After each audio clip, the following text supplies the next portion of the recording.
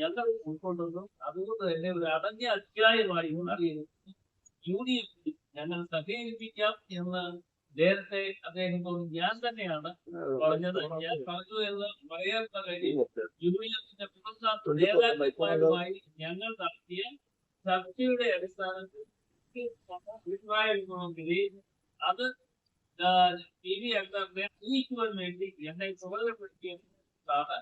ഞാൻ T V അംഗവുമായി ചിലപ്പോൾ